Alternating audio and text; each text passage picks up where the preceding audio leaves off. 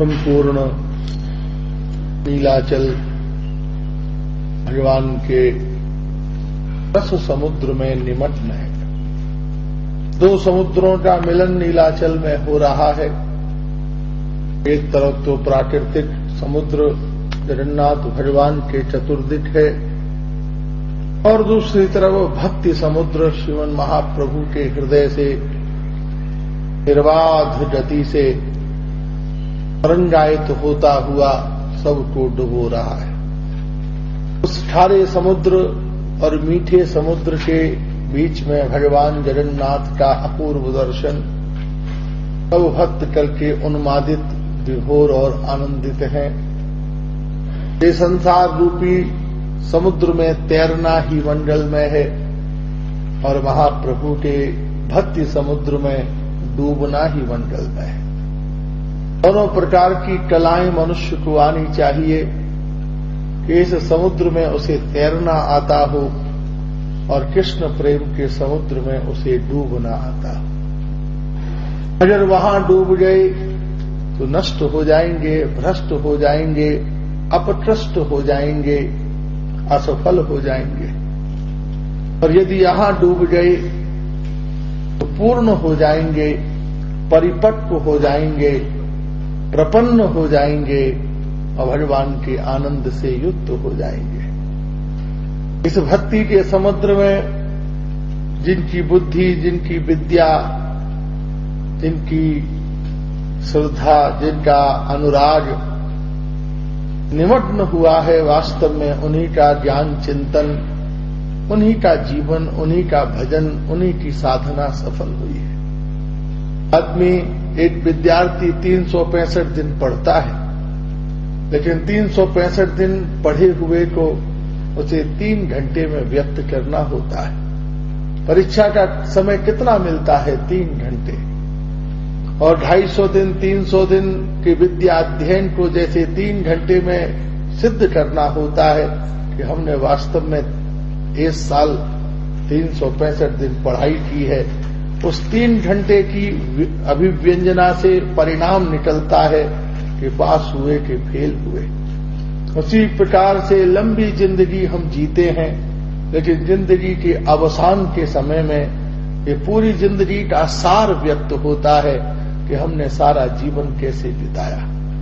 जीवन में संतोष है कि नहीं, जीवन में शांति है कि नहीं, जीवन में संसार के प्रति तृप्ति है कि नहीं, और जीवन में श्री राधा गोविंद के चरणों के प्रति प्रीति है कि नहीं। भगवत चरणों की प्रीति अगर हृदय में प्राप्त हुई तो समझिए हमारा जीवन, हमारी साधना, हमारा सत्संग, इस लंबे जीवन का उपक्रम और पुरुषार्थ सफल हो गया, पूर्ण हो गया। और यदि हमारा जीवन उसी संसार के अंधकार और पदार्थ और संबंधों के व्यामोह में फंसा हुआ है तो अभी और भी हमारी साधना शेष है और जन्म मरण की परिपक्वता हमें प्राप्त होगी, उपलब्ध होगी। इसलिए जीवने करे कृष्ण प्रेम गान, जीवन होवे निर्बाध आनंद पान। जीवन में निर्बाध श्री कृष्ण प्रेम रस माधुर्य का आस्वादन करना ही संपूर्ण ज्ञान और संपूर्ण धर्म का प्रयोजन है, अभिप्राय है। और श्रीमन महाप्रभु की वो मंडल कृपा नित्य प्रवाहित होती है।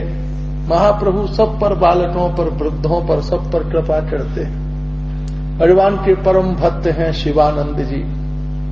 शिवानंद जी ये जब पुत्र हुआ तब वो महाप्रभु के पास लेकर आए और उस पुत्र को महाप्रभु के चरणों में उनकी कृपा के लिए निपतित किया।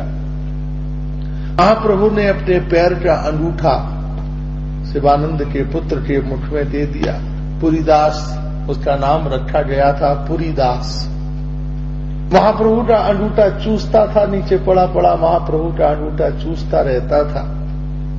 और जब अंगूठा चूस रहा था सब लोग चकित होकर देख रहे थे, कितना बड़ा सौभाग्य, अभी तो ये छोटा सा बालक है। महाप्रभु का आलिंगन दर्शन ही कम लोगों को प्राप्त है और उसमें भी ये अंगूठा चूस रहा है। महाप्रभु ने पुरीदास से कहा, पुरीदास कृष्ण बोलो, कृष्ण बोलो, कृष्ण बोलो। छोटा सा बच्चा महाप्रभु की ओर देखता था, बोलता नहीं था। महाप्रभु हंसते हुए बोले, देखो मैंने बड़े बड़े ज्ञानियों को, बड़े बड़े शास्त्रज्ञों को, नास्तिकों को कृष्ण बुलवा दिया, और ये बच्चा कृष्ण नहीं बोलता। और उसी समय वह बालक खड़े होकर श्री कृष्ण के चरणों की स्तुति का गान करने लगा। महाराज, उसने भगवान के अत्यंत सुमधुर आभूषणों का वर्णन किया कि संपूर्ण गोपियों के आभूषण का तात्पर्य क्या है? केवल श्री कृष्ण के प्रति अपने समर्पण और प्रीति को व्यक्त करना। वो कानों में, कंठ में, नासिका में, मस्तक पर, हाथों में, चरणों में जो भी अलंकार धारण करती हैं, उसका तात्पर्य है श्री कृष्ण को वर्ण करना। श्री कृष्ण हमारे हैं और श्री कृष्ण के वर्ण और श्री कृष्ण के प्रति अपने समर्पण के प्रति चायक उन अलंकारों को वो धारण करती हैं कि श्री कृष्ण हमारे प्रिय हैं। महाराज, अपूर्व भाव से श्रीमन महाप्रभु ने जब उस छोटे से शिशु से श्री कृष्ण नाम महिमा का आस्वादन किया तो बहुत प्रसन्न हुए और उन्होंने उसका नाम रख दिया। तो वास्तव में महान कवि कर्णपुर, वो बड़े होकर कौन हुए? कवि कर्णपुर। उन्होंने ही आनंद वृंदावन चंपू जैसे समुज्जल ग्रंथ की रचना की। ये श्रीमन महाप्रभु के चरणाश्रय का ही परम प्रसाद था। आनंद वृंदावन चंपू, अलंकार कौस्तुभ, प्रौढ़ ग्रंथ अलंकार कौस्तुभ कवि कर्णपूर्ण ने लिखा, जिसमें भगवान के अत्यंत अलंकारों की और भगवान की वंशी और मोरपंख आदि की अत्यंत महिमा का बखान हुआ है।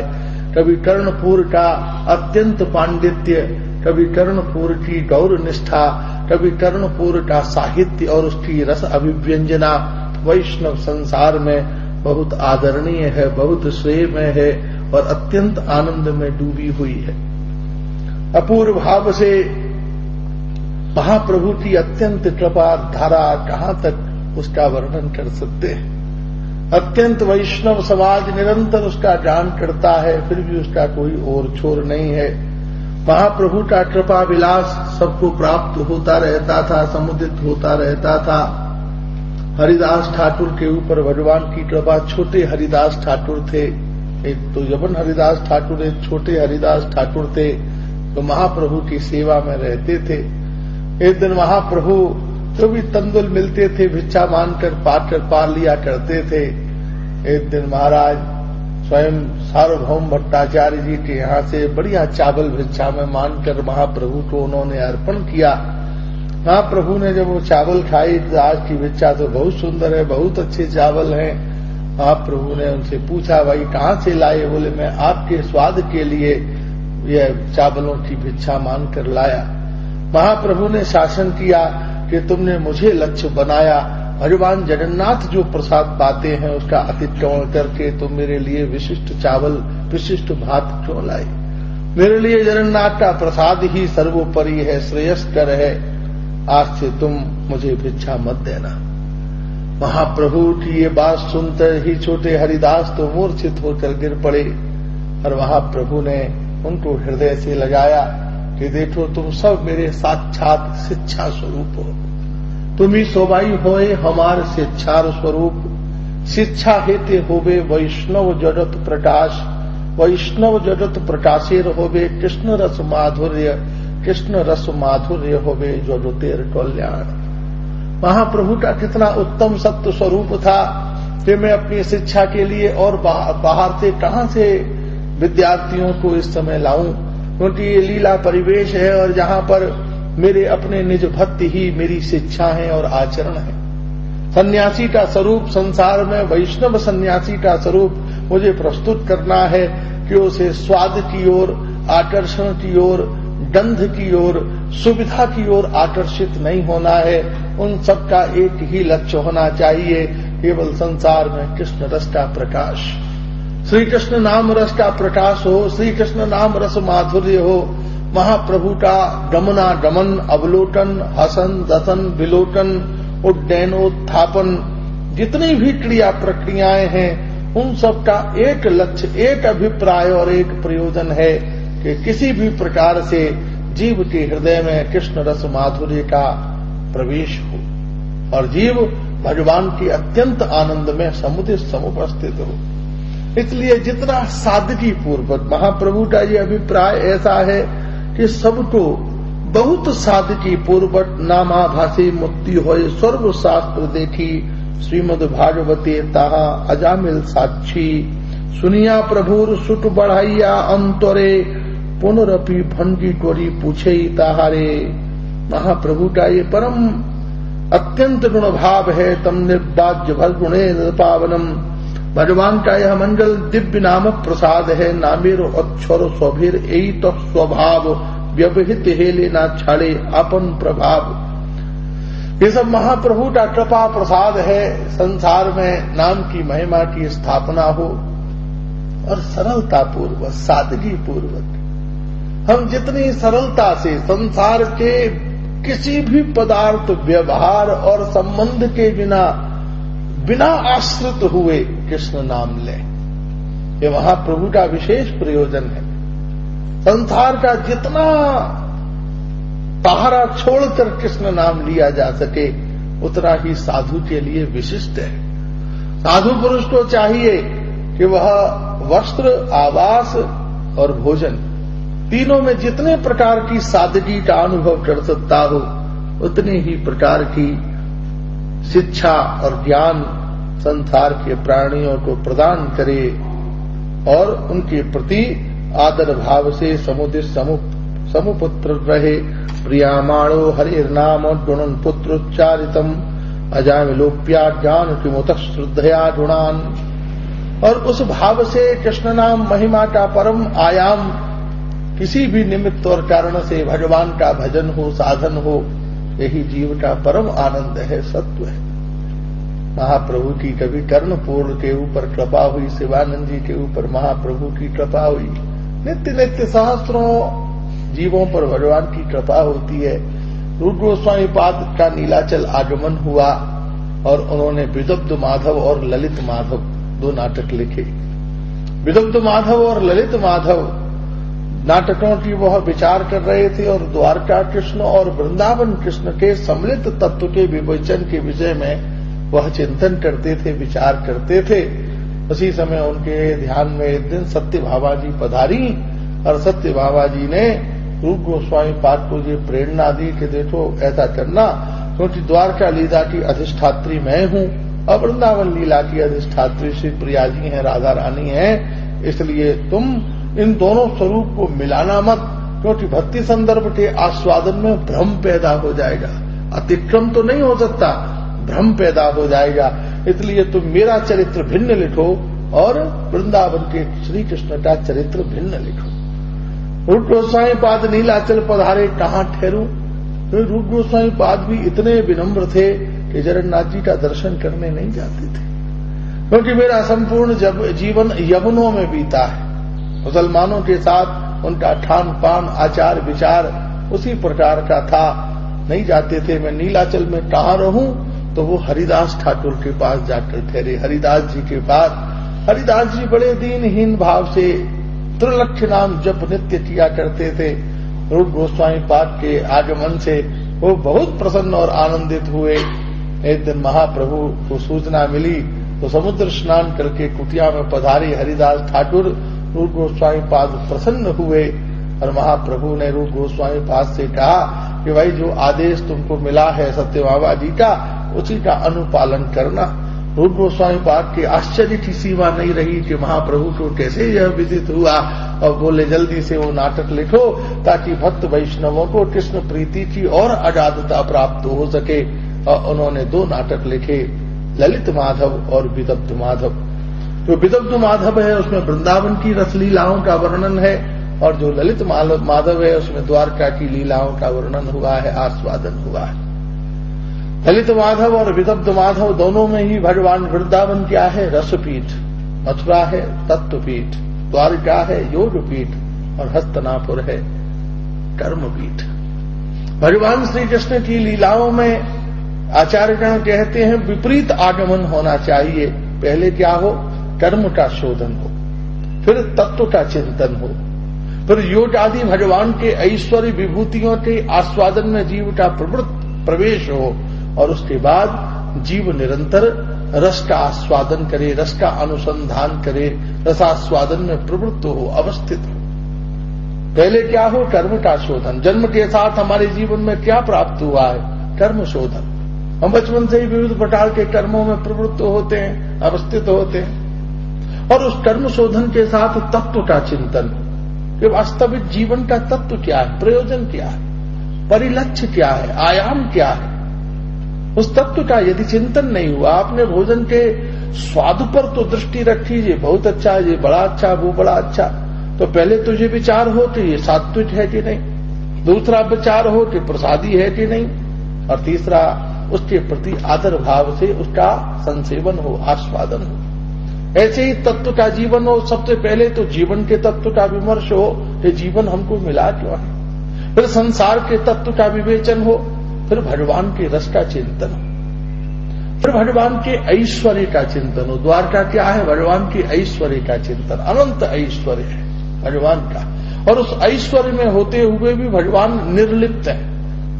हमें छोटा सा सुख साधन मिल जाता है, हम उसमें आसक्त हो जाते हैं, लेकिन भगवान अत्यंत ऐश्वर्य में रहते हुए भी उससे निवृत्त हैं, मुक्त हैं। द्वारका में एक बार देवर्षि नारद पधारे और आके नाम की महिमा, नाम की निष्ठा का परम सत्व क्या था, उसके प्रति नारद जी की कैसी द्वारका लीला, वेदोक्त माधव, ललित माधव को प्रणाम करते हुए चले।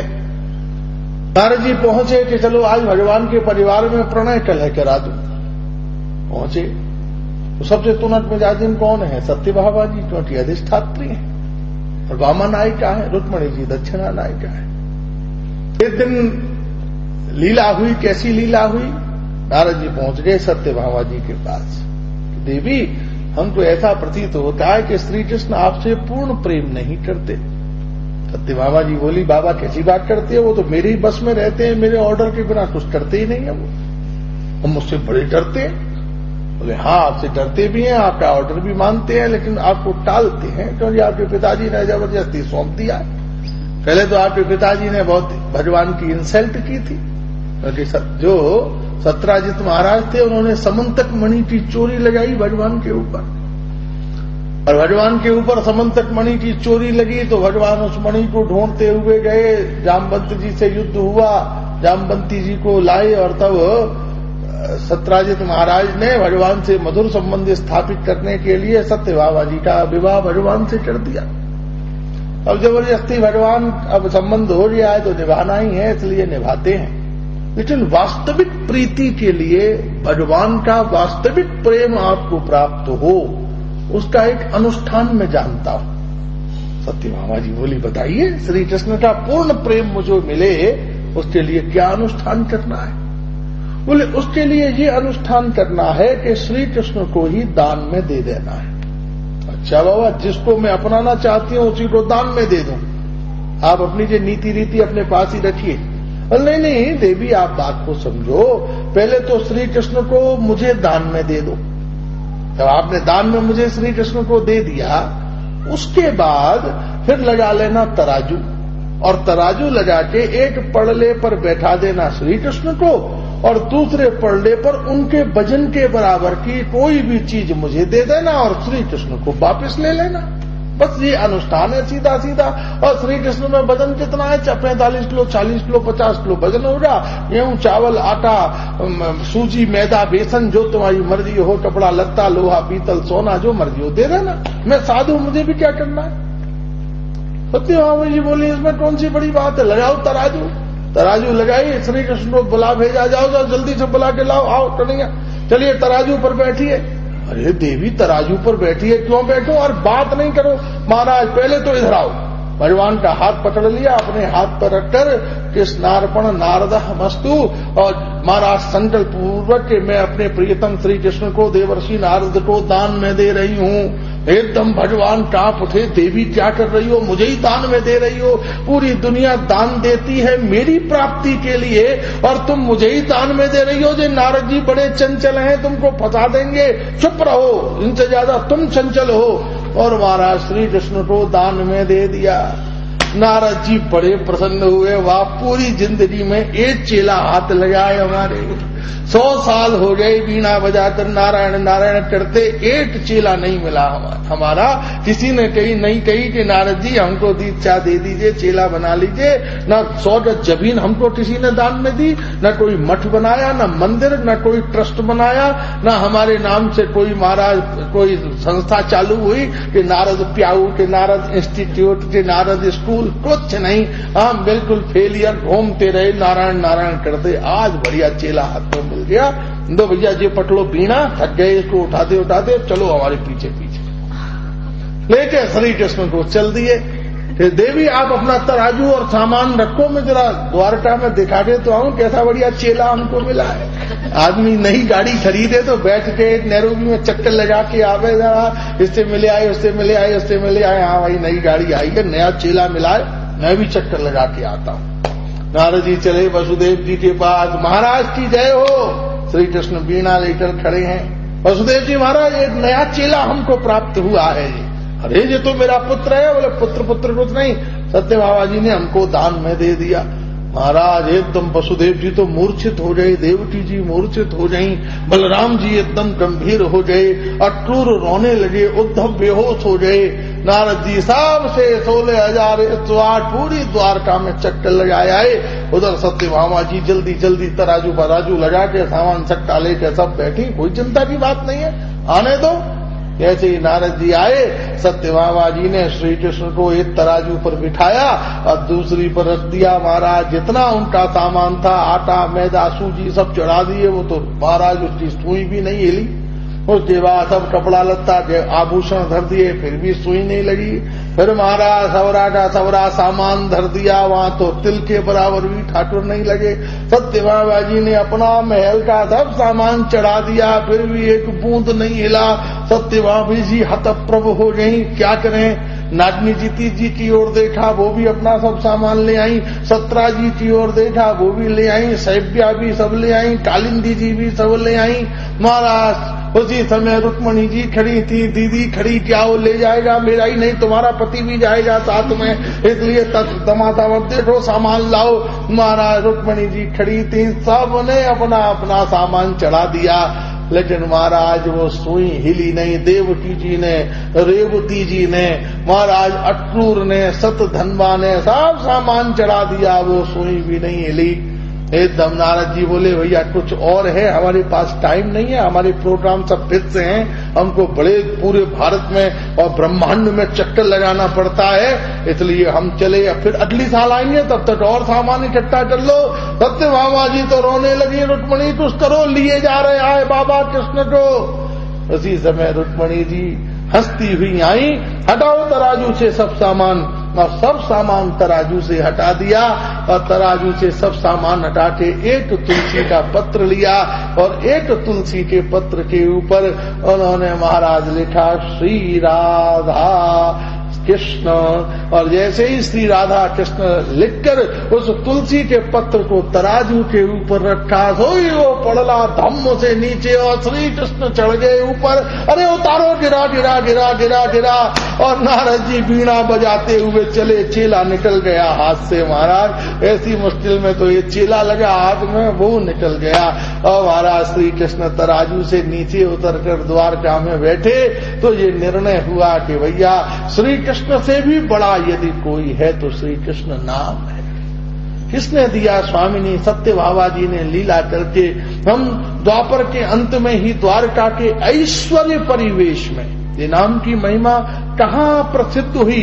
ऐश्वर्य के परिवेश में, जहाँ सोने की द्वारका, 6 ऋतु सदैव रहती हैं, काल का जहाँ प्रवेश नहीं है, काल और जरा, बुढ़ापा और बीमारी द्वारका में प्रवेश नहीं कर सकते, सोने की द्वारिका। और ऐसे परिवेश में उन्होंने नाम की महिमा का प्रकाश किया। जीवन में कितना भी ऐश्वर्य हो, कितना भी माधुर्य हो, कितनी भी अनुकूलता हो, कितने भी प्रकार की विविध सुख सुविधाएं हमारे जीवन में क्यों न हो, लेकिन व्यक्ति का कल्याण होगा तो केवल कृष्ण नाम से, कृष्ण नाम होए सब शास्त्रेर सार, क्योंकि श्री कृष्ण नाम ही संपूर्ण शास्त्रों का सार है। श्री कृष्ण नाम ही संपूर्ण उपासनाओं की कुंजी है। श्री कृष्ण नाम ही संपूर्ण भटके हुए दुर्दांत दुखी नरकों की ओर, पशु योनि की ओर जाने वाले प्राणियों का एकमात्र संबल और आधार है। इसलिए कृष्ण नाम जीवन का परम माधुर्य है। और श्री कृष्ण का कैसा ऐश्वर्य, देवर्षि नारद पधारे, चलो आज ठाकुर जी के गृहस्थ में प्रणय कलह करा दूं। और पहुंचे कहां, भगवान के पास गए, सत्यभामा जी बैठी हुई थी चार तकिया लगा के, और श्री कृष्ण बैठे थे बराबर में। और सत्यभामा जी को कभी गर्मी लगती तो ठाकुर जी के हाथ में पंखा था, सत्यभामा जी को पंखा कर देते थे और फिर महाराज सत्यभामा जी के पास बैठते। अच्छा ठाकुर जी तो यहाँ पहले से ही बैठे हैं, रुक्मणी जी भोली हैं, चलो उनको भड़का देता हूं। चले रुक्मणी जी के महल में, देखा ये ठाकुर जी बैठे हुए हैं और रुक्मणी जी उनकी सेवा कर रही हैं। अरे ठाकुर जी तो यहाँ भी पहले से ही बैठे हुए। फिर मारे चले नाटकी जीती जी के पास, देखा ठाकुर जी भोजन कर रहे हैं, वो परोस रही हैं। फिर पहुंचे लक्ष्मणा जी के पास, लक्ष्मणा जी चरणों में नूपुर बांधकर नृत्य कर रही हैं, दक्षिण की राजकुमारी हैं, और ठाकुर जी बैठे बैठे सितार बजा रहे हैं। फिर पहुंचे जामवंती जी के पास, देखा महाराज भगवान अपूर्व भाव से शयन कर रहे हैं, जामवंती जी चमर और बिजन डुला रही हैं। फिर पहुंच गए महाराज कालिंदी जी के पास, तरंगायित होकर कालिंदी जी प्रसन्न होकर श्री कृष्ण का प्रमोद कर रही हैं, और ठाकुर मधुर मधुर मुस्कुराते हुए उस दिव्य प्रमोद का आस्वादन कर रहे हैं। नारद जी जिस महल में जाते पहले से ही श्री कृष्ण वहां उपस्थित होते। 16,108 महलों में नारद जी घूमे, श्री कृष्ण पहले से ही वहां उपस्थित थे। और जब नारद जी उन महलों के बीच में आए तो 16,108 श्री कृष्ण 16,108 महर्षियों को लेकर सब महलों में से निकल आए। आओ नारद जी, आओ नारद जी, आओ नारद जी, आओ नारद जी। चारों तरफ कृष्ण कृष्ण कृष्ण कृष्ण। नारद जी को चक्कर आया, वीणा लेकर भागे, भैया अभी यहाँ रहना उचित नहीं है, फिर आएंगे महीना 2 महीना बाद। नारद जी चले गए, 2-4-6 महीना बाद फिर लौटे कि चलो अब मामला कुछ बदल गया हो तो चलो कुछ करें, पंजरी छोड़ दें कोई। सत्यभामा जी के पास आई, रोटी बैठी थी मुंह फुलाए। अरे देवी रुष्ट कैसे बैठी हो? अरे इतने 6 महीने हो गए हमारे पास आते ही नहीं। रुक्मणी आने दे, जब तो आए ना यहाँ पर, आने दो, खबर लूंगी। देवी अभी लाता हूं फोन के, कहां गए? रुक्मणी जी के पास पहुंचे, आंसू बहा रहे थे। देवर्षि हमारे पास तो कृष्ण आते ही नहीं। कालिंदी जी दुखी थी, नागनी जी दुखी थी, सैव्या जी दुखी थी, 16,108 महर्षियां दुखी थी कि कृष्ण यहाँ आते ही नहीं। कहां चले गए? बलराम जी के पास गए, दादा श्री कृष्ण यहाँ आते हैं। बोले भैया जब कुआरे थे तभी आते थे, विवाह होने के बाद यार दोस्त कोई याद नहीं आते। पहले ही गैया चराते थे हमारे साथ, द्वार का आने के बाद हमारे पास टाइम का है। कभी के बाद सवा फवा में हाय हेलो हो जाती है, बाकी कोई इंटरकॉम से भली बात हो जाए, मुलाकात तो होती नहीं है। वो अपने काम में व्यस्त, हम अपने काम में व्यस्त, हमको नहीं मालूम। उद्धव जी क्या हुआ, श्री कृष्ण तो आपने देखा? बोले भैया हमें तो श्री कृष्ण का बहुत दिनों से दर्शन नहीं हुआ। अक्रूर जी श्री कृष्ण को देखा, हमारे पास तो नहीं है।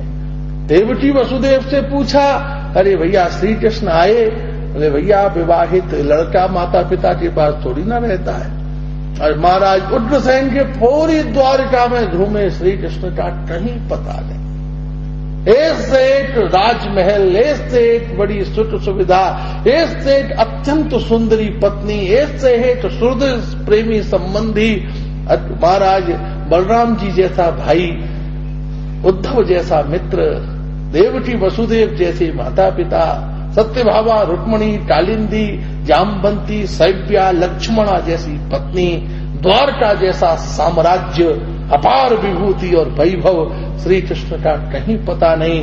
और नारद जी जब ढूंढते हुए चले तो देखा सोने की द्वारका से बाहर दूर समुद्र के तट पर एक फूस की झोंपड़ी बनी हुई है। अरे भैया सोने की द्वारका, जिसके घूरे के ऊपर मंदोमंद सोना झाड़ू लगा के रोज फेंक दिया जाता है, ऐसे विराट साम्राज्य के समीप फूस की झोंपड़ी में रहने वाला महात्मा कौन आ गया? और जब नारद जी वहां फूस की झोंपड़ी में गए तो देखा उस झोंपड़ी के छिद्र छिद्र से तेज निकल रहा था, जैसे अंदर कोई मणि रखी हो। पर जब नारद जी ने उस कुटी में झांक कर देखा तो केवल एक लंगोटी पहने हुए कुंतल अलका बली जिनकी बिखरे हुई थी, लंगोटी पहने हुए नीलमणि गोविंद ध्यान में बैठे हुए थे और उनकी त्रिपुटी और हृदय में श्री राधा रानी का चिंतन और आस्वादन हो रहा था कि भगवान के ऐश्वर्य के प्रवेश में राधा तत्व का चिंतन था। मनुष्य के पास कितनी सुख सुविधाएं प्राप्त क्यों न हो जाएं, लेकिन साधनों के सिर पर बैठकर जो साधना करते हैं उन्हीं के जीवन में कृष्ण प्रेम की प्राप्ति होती है। इसलिए आप घोड़े पर बैठो, घोड़े को अपने ऊपर मत बैठने दो। हम साधनों के लिए पैदा नहीं हुए हैं, साधन हमारे लिए पैदा हुए हैं। हम भोजन करने के लिए पैदा नहीं हुए हैं महाराज, भोजन हमें शक्ति देने के लिए पैदा हुआ है। इसलिए जीवन में अपने को संतुलित रखो और अपने लक्ष्य को मत भूलो। हम किस यात्रा पर निकले हुए हैं, रास्ते में मिल गई सुख सुविधाओं से जो अपने लक्ष्य को भूल जाते हैं, उन्हें फिर से यात्रा और फिर से जन्म मरण के चक्र में फंसना पड़ता है। इस जीवन का लक्ष्य है भगवान को पाना। रास्ते में सुंदर पत्नी रूपी पेड़ मिलेगा, थोड़ी देर आराम कर लो। पुत्र रूपी फल मिलेंगे, मोह ममता का आनंद ले लो। संबंधी रूपी नाना प्रकार के दृश्य मिलेंगे, उन्हें देख लो। संसार की सुख सुविधाओं के नजर मिलेंगे, एक रात उनमें बिता लो। लेकिन वो सब तुम्हारी जिंदगी का लक्ष्य नहीं है। जिंदगी का लक्ष्य है भगवान को पाना। इन सब के प्रति अपना कर्तव्य पूर्ण करो और कर्तव्य भी इस चतुराई से और गहनता से और ईमानदारी से और सच्चाई से पूरा करो कि लोग समझें यही जिंदगी है। जिंदगी ऐसी जियो जैसे अभिनय कर रहे हो, लेकिन अभिनय ऐसा करो जैसे जिंदगी जी रहे हो। अभिनय ऐसा होना चाहिए कि आदमी देखे तो रो पड़े, वाह क्या अभिनय हुआ, जीवंत अभिनय। लेकिन जिंदगी ऐसे जियो जैसे अभिनय कर रहे हो, लेकिन अभिनय ऐसा करो जैसे जीवन जी रहे हो। पत्नी को पता चल गया कि अभिनय कर रहे हो तो तुम्हारा झगड़ा शुरू हो जाएगा। जीवन की तरह अभिनय करो। पुत्र को पता चल जाए, मित्र को पता चल जाए, संसार के प्राणियों को पता चल जाए, रोल ऐसा हो जीवन की तरह, लेकिन हो वो अभिनय। लेकिन वास्तव में जीवन कौन सा है? जिसमें सच्चाई हो, जिसमें भजन हो और जिसमें भगवान के चरणों का स्मरण हो, साधन हो। भगवान का रूप गोस्वामी पाद के विदग्ध माधव और ललित माधव का परम श्रेय, ललित माधव का परम द्वार का लीलाओं का प्रकाश। और महाराज वो भगवान का विदग्ध माधव है। श्री कृष्ण रस में डूबे हुए, श्री राधा रानी के रस में डूबे हुए श्री कृष्ण है। जपत्र अश्रु पूर्णो हरि, वो विदग्ध हो रहे हैं, तप्त हो रहे हैं श्री राधा रानी के मिलन में, उसके आस्वादन में। और प्रिया जी जान जान के श्री कृष्ण से मिलती नहीं है, श्री कृष्ण के प्रति आकृष्ट नहीं होती, श्री कृष्ण के प्रति बहुत रुदन करने पर, आस्वादन करने पर भी महाराज श्री कृष्ण के प्रति आकृष्ट नहीं होती। ठाकुर दिन भर प्रतीक्षा करते हैं, दिन भर प्रतीक्षा करते हैं, प्रिया जी पधारती ही नहीं है, आती ही नहीं है। तब स्वयं श्री कृष्ण धीरे धीरे चलते चलते प्रिया जी के गृह द्वार पर पहुंच जाते हैं और गृह द्वार पर पहुंचकर खिड़की से गवाक्षों से श्री कृष्ण श्री राधा रानी का निरीक्षण करते हैं, राधा रानी को देखते हैं। महाराज प्रिया जी की ओर दृष्टि डालकर श्री कृष्ण समुपस्थित रहते हैं, अवस्थित रहते हैं। प्रिया जी देखती हैं कि दूर बगीचे में श्री कृष्ण आकर खड़े हैं और मुझसे मिलने के लिए बड़े उतावले और विभ्वल हैं, व्याकुल हैं। एकदम प्रिया जी बार बार इशारा करती हैं, जाओ यहां से। जागर्ति लोटत ज्वलत प्रदीप सखी जना पश्यति कौतुकम में। जागर्ति लोटत, अभी सब सखियां और माता कीर्ति मैया, वृषभान जी, सखियां सब जागृत हैं, जग रही हैं। जागृति लोटत ज्वलती प्रदीप, सब घर की बिजली जल रही है, दिए जल रहे हैं, रोशनी हो रही है। सखी जना पश्यति कौतुकम में, और तुम सोच रहे हो कि मैं पेड़ के पीछे छुपा हूं, मुझे कोई देख नहीं रहा है, लेकिन सारी सखियां देख रही हैं। और कौतुक पूर्वक तुम्हारे इस विभल भाव को देखकर हंस रही हैं, प्रसन्न हो रही हैं, उतावली हो रही हैं और मेरे ऊपर उल्हाने और व्यंग की दृष्टि से देख रही हैं कि कृष्ण कैसे विदग्ध हो रहे हैं। इसलिए जागर्ति लोटज्ज्वलत प्रदीप सखी जना पश्यति कौतुमेकः क्षणार्धमेकं कुरुकांत धैर्यम भुवच्छितम किम तुटणेन भुन्ते। अरे कांत धैर्य रखो, जाओ हम निकुंज में फिर मिलेंगे, कल मिलेंगे, धैर्य धारण करो, यहां से जाओ। 10 दिन का भूखा आदमी हो और उसके सामने थाली आ जाए तो दोनों हाथ से भोजन करता है क्या? भुवच्छितम तू तरणेन भुनते, किसी कितना भी भूखा आदमी हो क्या दोनों हाथ से खाना शुरू कर देता है क्या? इसलिए धैर्य धारण करो, जाओ जहां से। श्री कृष्ण वहां खड़े होकर कहते हैं, जागर्ति लोट ज्वलति प्रदीप सखी जना पश्यति कौतुमेक क्षणार्धमेतम न कांत धैर्यम त्रिशाकुलम किम दुटणे न भूलते। अरे भूखा आदमी दोनों हाथों से तो नहीं खाता, लेकिन प्यासा आदमी तो दोनों हाथों से पीता है। जब आदमी को प्यास लगी हो, लोटा न हो, पात्र न हो, तो वो दोनों हाथ मिलाकर ही जल पी लेता है। ये भगवान श्री कृष्ण की विदग्धता है। सर्वात्मम पराब्रह्म सर्वत्र व्यापितो जगत, संपूर्ण जगत में जो व्याप्त है, चैंटी के अंदर भी, हाथी के अंदर भी, जड़ के अंदर भी, चेतन के अंदर भी, पत्थर की इतनी मोटी मोटी शिलाओं को तोड़ा जिसमें हवा पानी का भी प्रवेश नहीं था। जब उस शिला को तोड़ा तो उसके अंदर से भी कीड़ा निकला। अरे जहां पानी और हवा का भी प्रवेश नहीं था, इस पत्थर की मोटी शिला के अंदर इस कीड़े को भोजन कौन दे रहा था? इस कीड़े को जीवन कौन दे रहा था? इस कीड़े को श्वासें कौन दे रहा था? वो कृष्ण कृपा से पत्थर के अंदर भी जीवित था। 200-200 फुट गड्ढे खोलिए जमीन में, वहां भी मेंढक निकल आते हैं, चींटी निकल आती हैं, सांप निकल आते हैं, जीव जिनावर निकल आते हैं। किसने उनको रक्षा की? महाराज 2-2 हजार किलोमीटर ऊपर उड़िए, वहां पक्षी, तोता, चिड़िया, महाराज आश्रित आकाशाश्रित जीव मिल जाते हैं। उनको वहां पर आहार किसने दिया? पाताल में, आकाश में, धरती पर हर प्रकार के जीवों को संरक्षण संपोषण करने वाले कृष्ण वृंदावन में किस रस माधुरी के आस्वादन को करते हुए श्री राधा रानी के अमृत परतत्व का आस्वादन करते हैं। मां वृंदावन में जब श्री कृष्ण विभल व्याकुल होकर जपत्र अश्रु पूर्णो हरि, आंखों से अश्रुधारा प्रवाहित करते, रोते चिल्लाते और तोलित बाहु होकर श्री राधे श्री राधे श्री राधे श्री वृंदावन नाथ पट्ट महसी राधे किसे प्याम मुराते राधे राधे करते नाचते गाते चलते हैं। और कोई प्राणी जब मिल जाता है तो श्री कृष्ण विभल व्याकुल होकर उसको हृदय से लगाकर इतने आतुर हो जाते हैं कि मया त्वाम किम देहम मया त्वाम जिम देहम, मैं तुम्हें क्या दूं। कोई ऐसे समय में श्री राधे बोल दे तो श्री कृष्ण दिवालिया हो जाते हैं, मैं तुम्हें क्या दूं। उसी समय नूपुर सिंजन करती हुई श्री राधा रानी निकुंज से निकलती हैं कि तुम तो दिवालिया हो गए हो, तुम्हारे पास इन्हें देने के लिए कुछ नहीं है, इसलिए जाओ, मैं इस जीव को वृंदावन का वास प्रदान करती हूँ। श्री राधा रानी की असमोर्ध महती कृपा से जीव को वृंदावन का वास, आश्रय और कृष्ण भजन की रुचि प्राप्त होती है। महाप्रभु कहते हैं, नामे रुचि जीवेर दया वैष्णव सेवन, ऐसे अधिक धर्म नाही सुनो सनातन। महाराज रूप गोस्वामी पाद का ऐसा अद्भुत ललित माधव, विदुक्त माधव, ये वैष्णव ग्रंथ हैं और इन सबके अध्ययन अध्यापन कृष्ण नाम में रुचि के परिणाम से ही जीव को यह बुद्धि प्राप्त होती है। इसलिए नामे रुचि, भगवान के नाम में खूब रुचि हो, तृषाबंत हुई पीजे। कैसे भगवान का भजन करें? प्यासे होकर, व्याकुल होकर, तृषाबंत होकर।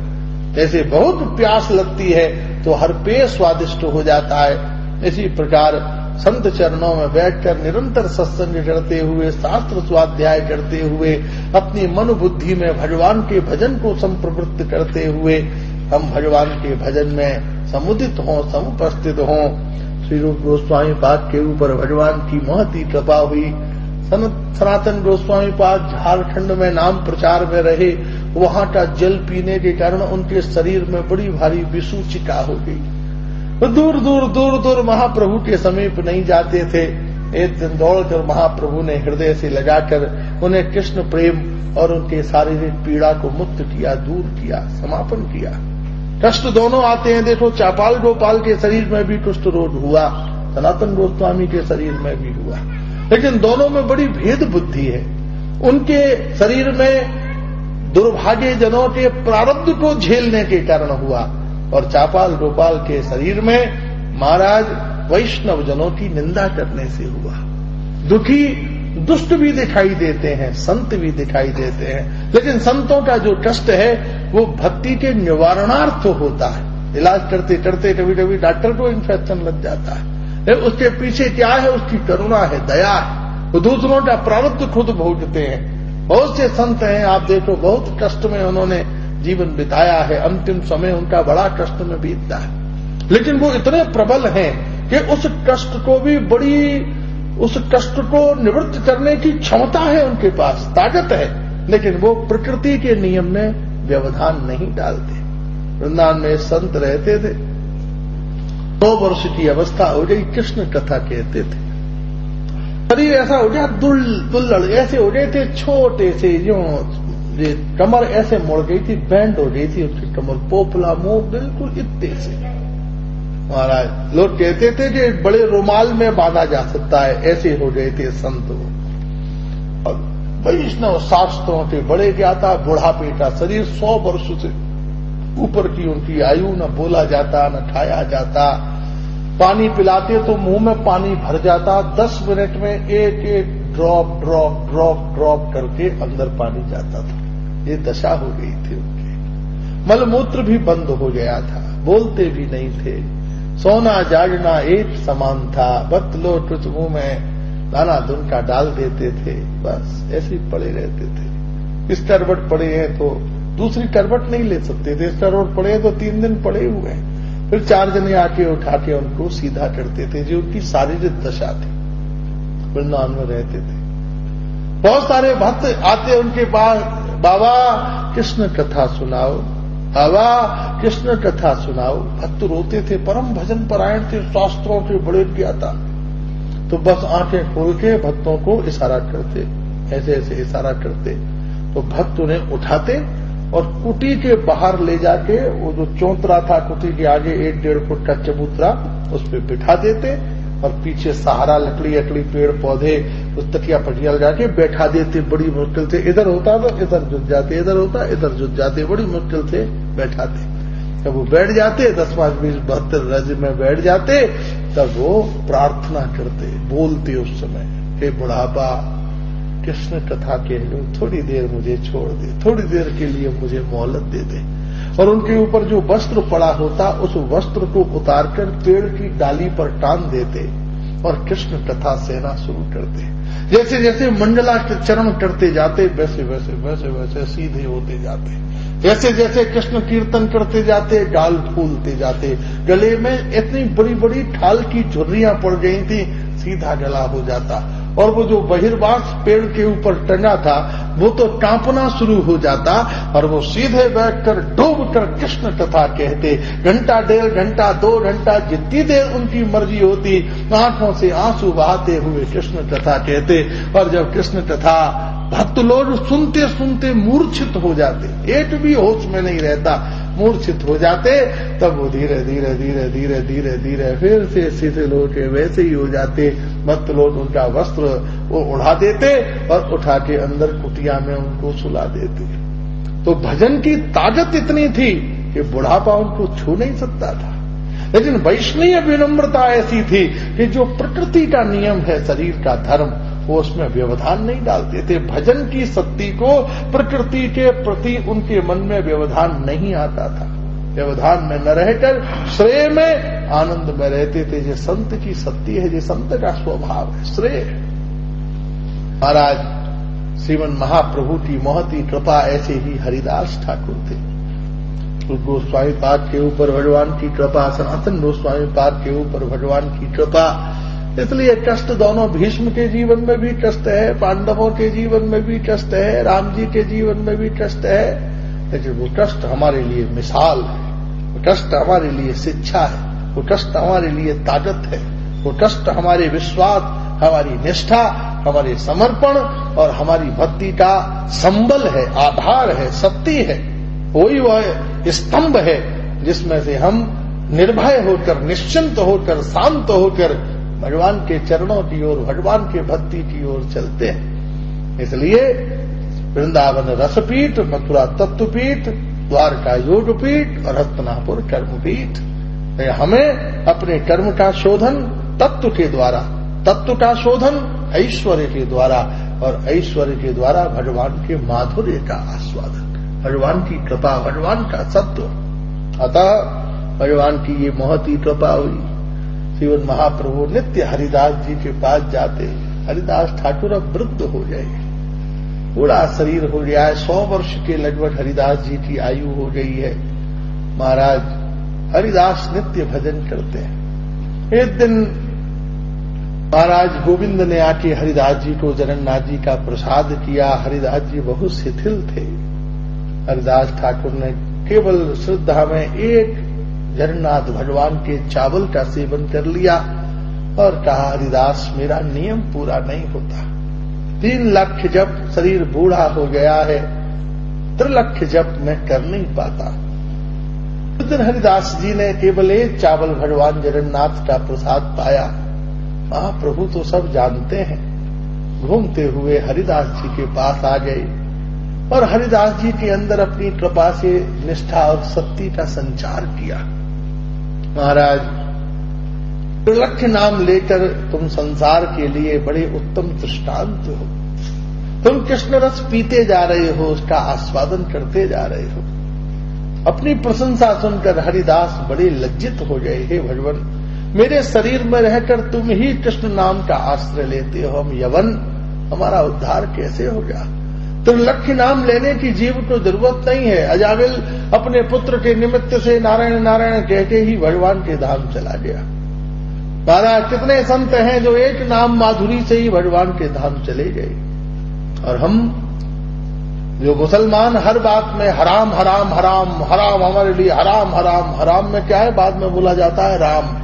इसलिए हराम बोल के ही जो राम राम निकलेगा उसी से ही हमारा उद्धार हो जाएगा। तो हमारा उद्धार तो जो हराम हराम है, हार निकाल दो उसमें से। हा माने हलधर, हलधर माने बलराम जी, हराम का मतलब है बलराम बलराम बलराम बलराम। इसलिए बलराम जी का नाम लेने से ही वो भगवान के धाम में प्रवृत्त हो जाएंगे, चले जाएंगे। लेकिन मैं जो कृष्ण नाम ले रहा हूं, ये मेरी सामर्थ्य नहीं है, ये तो केवल है महाप्रभु तुम्हारी कृपा है। महाप्रभु हरिदास जी के ऊपर बड़े आनंद में घूमते। हरिदास ठाकुर, मैं तुम्हें कुछ देना चाहता। हरिदास जी ने कहा, भगवान देना चाहते हो तो ऐसी कृपा कर दो कि जब मेरा शरीर छूटे तो मेरे चारों ओर नाम संकीर्तन हो रहा हो, और नाम संकीर्तन के उस वातावरण में मैं तुम्हारे चरण पकड़कर अपने वक्ष पर रख लूं, और तुम्हारी अत्यंत सौंदर्य और तुम्हारे चरणों को वक्ष पर रखकर मैं अपने शरीर का परित्याग करूं।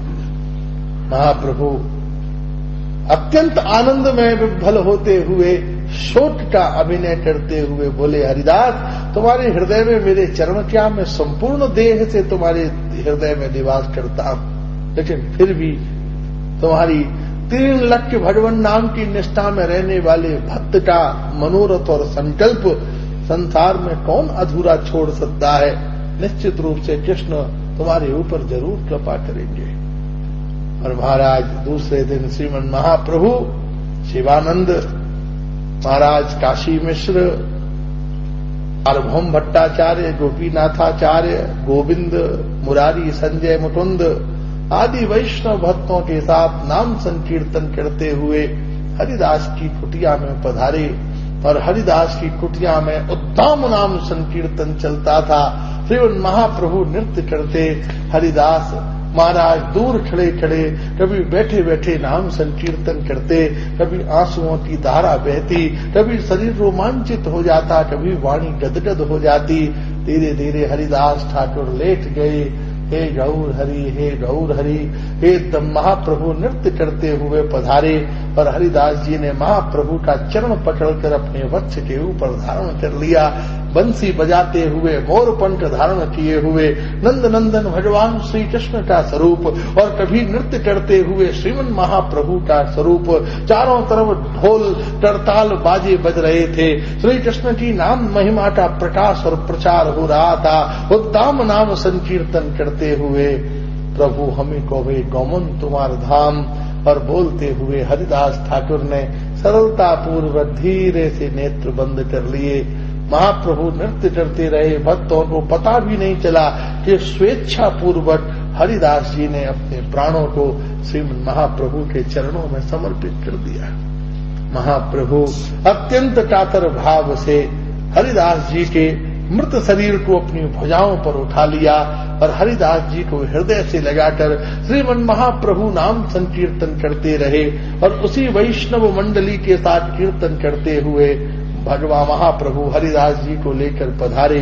अपने हाथ से उनकी समाधि बनाई और महाप्रभु ने हरिदास जी का अपूर्व भाव से उत्सव महोत्सव किया। जगन्नाथ जी का नाम संकीर्तन प्रसाद वितरण करते हुए हरिदास जी के प्रति महाप्रभु की अत्यंत करुणा परिवर्षित हुई।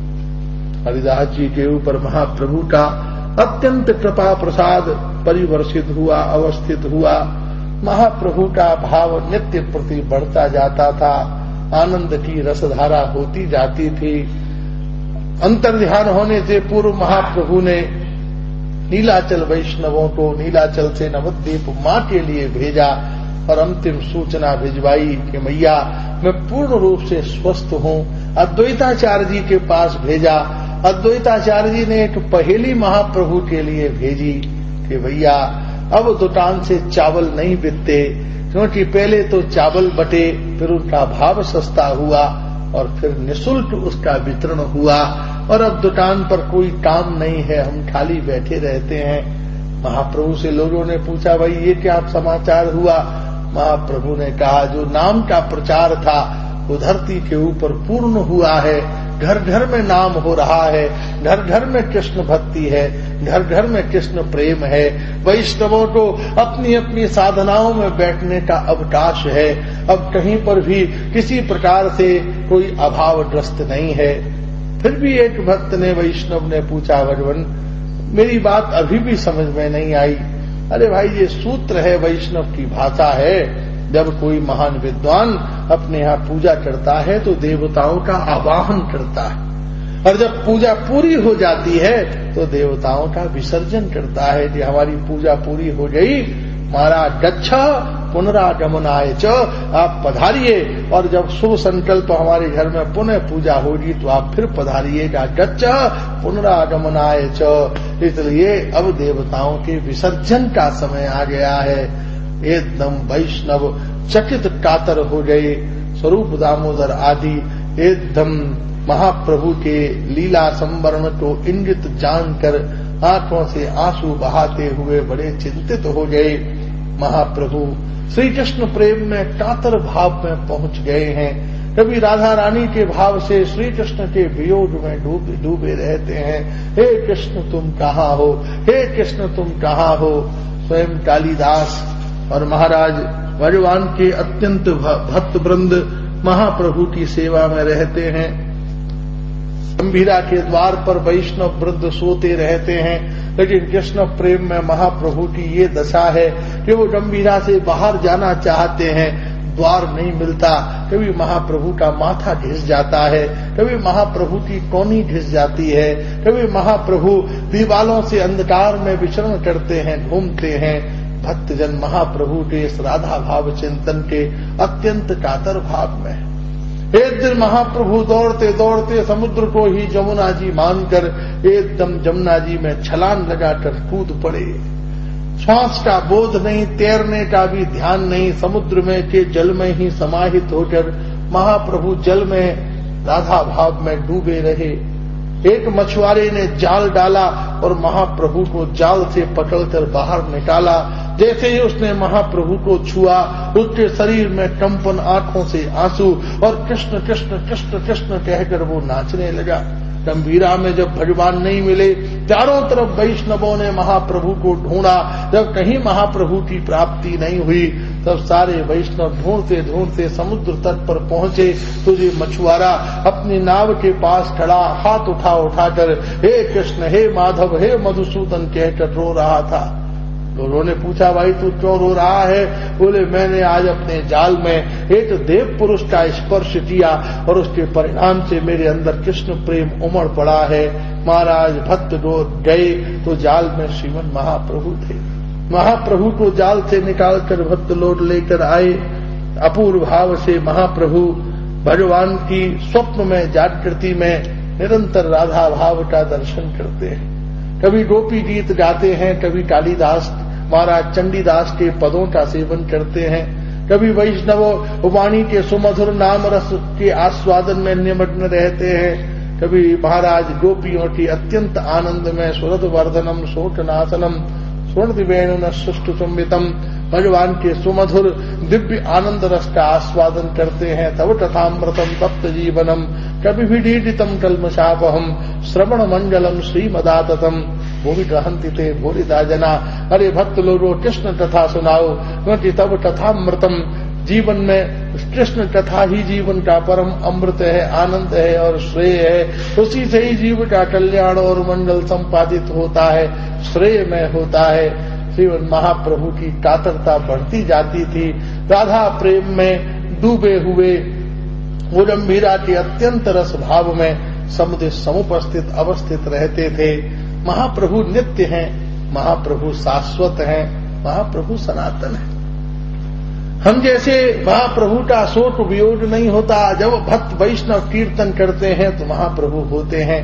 जब वो महाप्रभु की कथा का संकीर्तन होता है तो उनकी कृपा होती है। हर स्थान पर महाप्रभु विद्यमान है, महाप्रभु का वियोग संभव नहीं है। वैष्णव जन कहते हैं महाप्रभु के वियोग का कोई प्रश्न नहीं है, क्योंकि वो सर्वत्र हैं, सनातन हैं और हर भक्त के साथ हैं। जब आप नाम जप करते हो, जब प्रार्थना करते हो, जब कीर्तन करते हो, महाप्रभु आपके साथ होते हैं और महाप्रभु की महती कृपा परिवर्षित और आनंदित होती है। और एक दिन महाप्रभु श्री राधा भाव में ऐसे विह्वल और कातर हुए कि महाराज अपने आसन से नाम संकीर्तन करते हुए उद्दाम भाव में नृत्य करने लगे। और उसी समय उन्होंने अपना बहिर्वास, अपनी लंगोटी, अपना कोपीन और अपना आसन और एक पत्र ये वैष्णव को लेकर वृंदावन के लिए प्रेषित किया कि जाओ तुम मेरा ये कोपीन, लंगोटी, बहिर्वास और आसन और यह पत्र वृंदावन जाकर श्री गोपाल भट्ट गोस्वामी जी को दे आओ। वैष्णव जन उस पत्र, आसन, कोपीन को लेके रूप गोस्वामी पास सनातन गोस्वामी जी के पास पधारे और रूप सनातन गोस्वामी जी ने वह पत्र, आसन और वह लंगोटी, बहिर्वास श्री गोपाल भट्ट गोस्वामी जी महाराज को प्रदान की कि ये महाप्रभु का अंतिम उपहार, आशीर्वाद तुम्हारे लिए नीलाचल से आया है। और उन चिन्हों को देखकर वृंदावन में भी सब शोकाकुल हो उठे कि महाप्रभु के लीला संवरण का संकेत है। और महाप्रभु नीलाचल में अत्यंत आनंद रस भाव में निमग्न होते हुए श्री राधा भाव में नित्य गहन होते जा रहे थे, उतरते जा रहे थे। हे राधे तुम कहाँ हो, हे श्री राधे तुम कहाँ हो। और एक दिन महाप्रभु रुदन करते हुए भगवान जगन्नाथ जी की ओर दौड़े। दौड़ते दौड़ते भक्त भी पीछे दौड़े।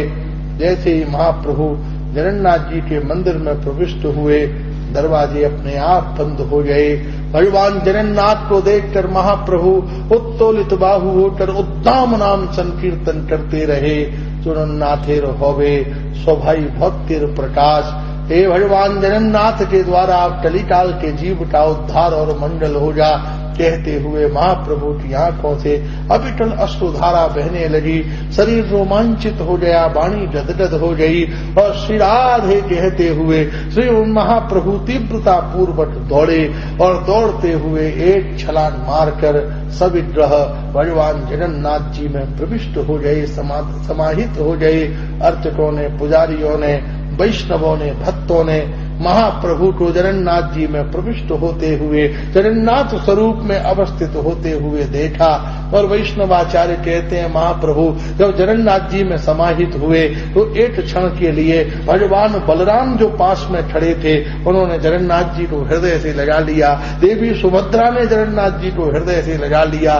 तीनों बहन भैया एक सूत्र में आबद्ध हुए और पुनरपि भिन्न होकर संसार के कली काल के जीव के उद्धार और दर्शन के लिए समुपस्थित हो गए।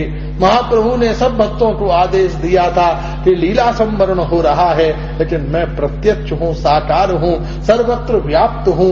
नाम संकीर्तन और कीर्तन की महिमा और भंगिमा के बीच में मेरा प्रकाश चतुर्दिक समस्थित है और अत्यंत आनंद से परिपूर्ण है।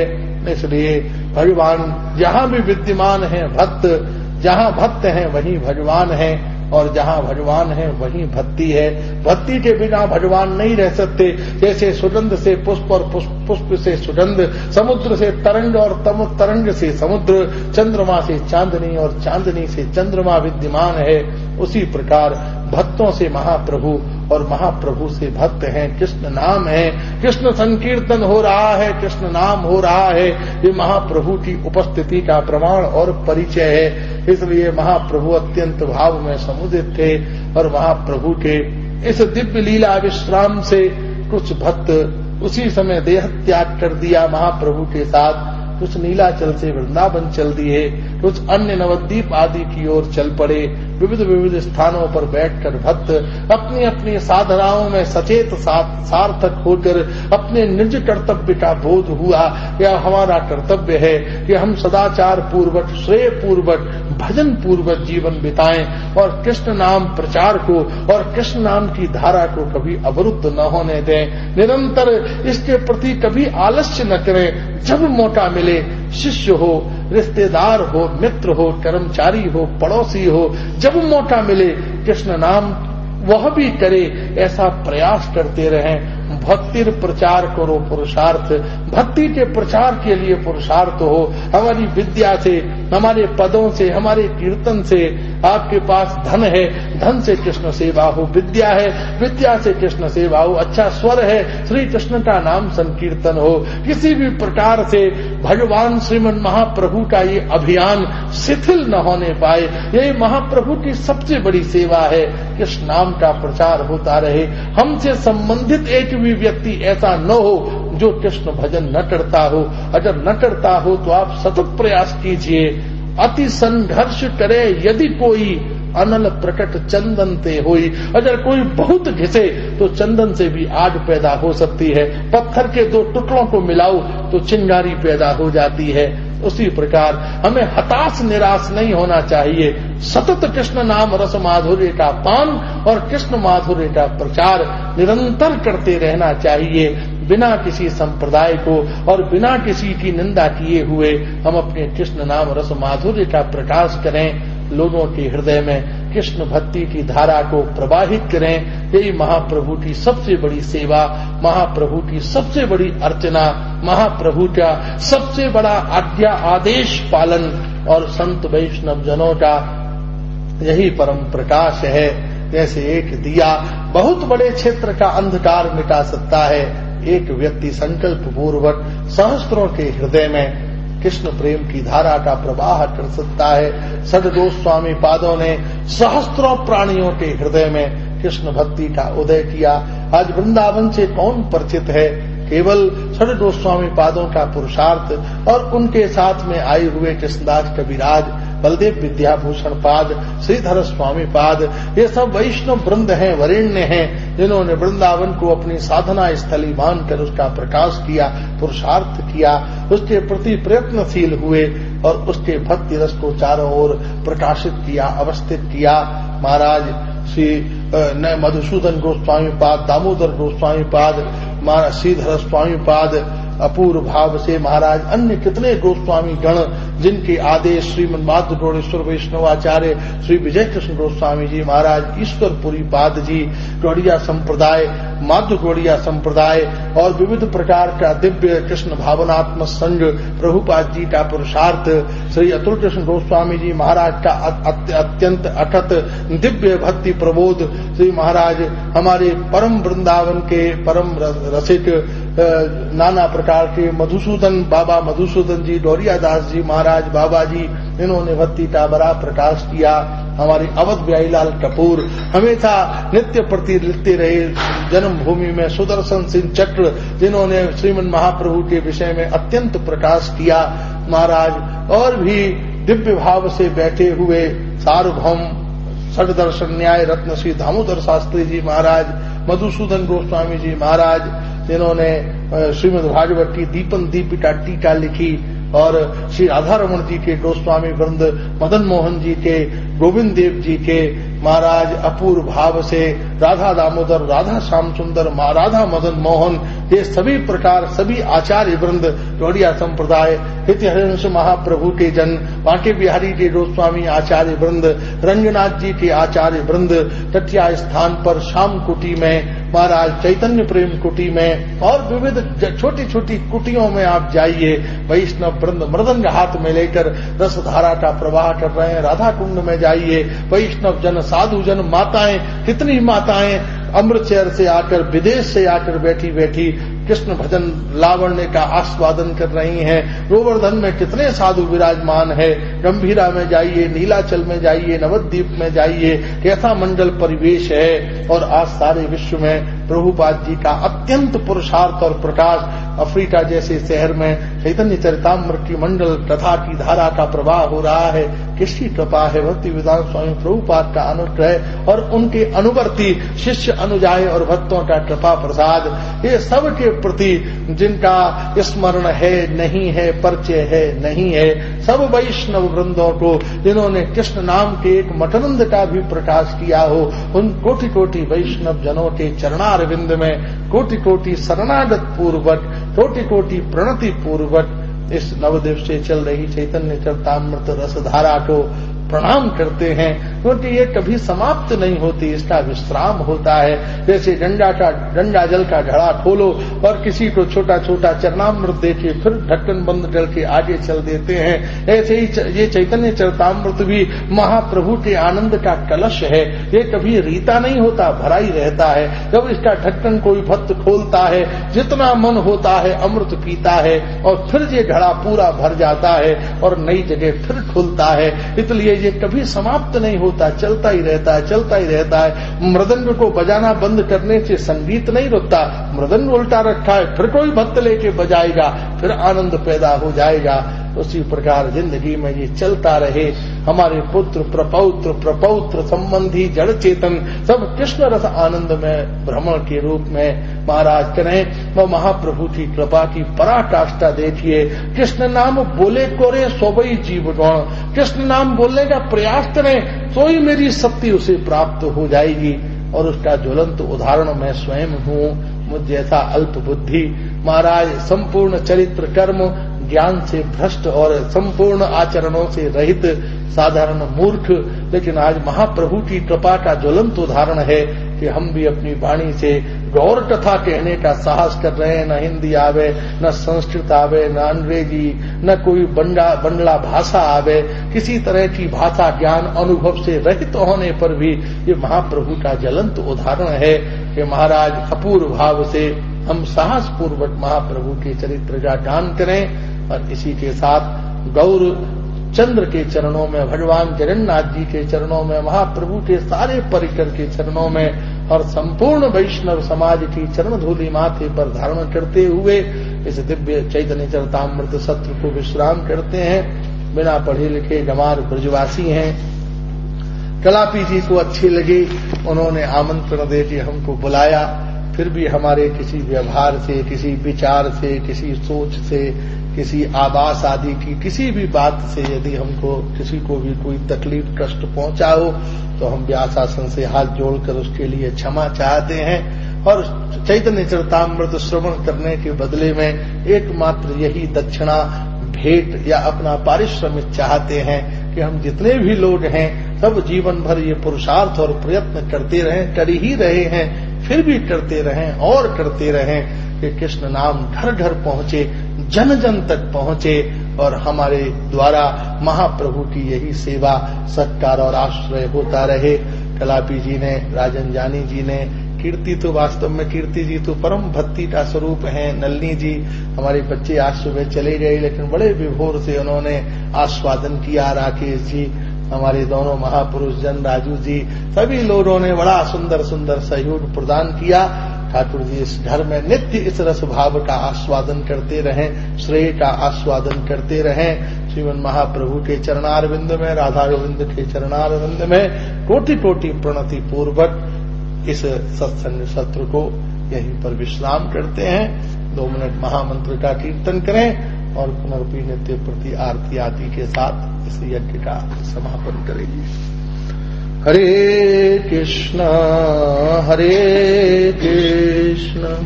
कृष्ण कृष्ण हरे हरे, हरे राम राम राम हरे हरे, हरे कृष्ण कृष्ण कृष्ण हरे हरे, हरे राम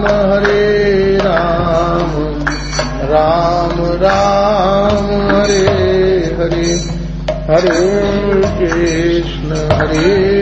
कृष्ण कृष्ण कृष्ण हरे हरे, हरे राम राम राम हरे हरे, हरे कृष्ण कृष्ण कृष्ण हरे हरे, हरे राम राम राम हरे हरे, हरे कृष्ण कृष्ण कृष्ण हरे हरे, हरे राम राम राम हरे हरे, हरे कृष्ण कृष्ण हरे हरे, हरे राम राम राम हरे हरे। जय जय श्री राधे, जय जय श्री राधे, जय जय श्री राधे। निताई गौर हरि बोल, हरि बोल, हरि बोल, हरि बोल। निताई गौर हरि बोल, हरि बोल, हरि बोल, हरि बोल। श्री राधा रमण लाल की जय, चरितामृत की जय, श्री कृष्णदास कविराज की जय, हरि नाम संकीर्तन की जय। गौर प्रेमानंदे हरि हरि।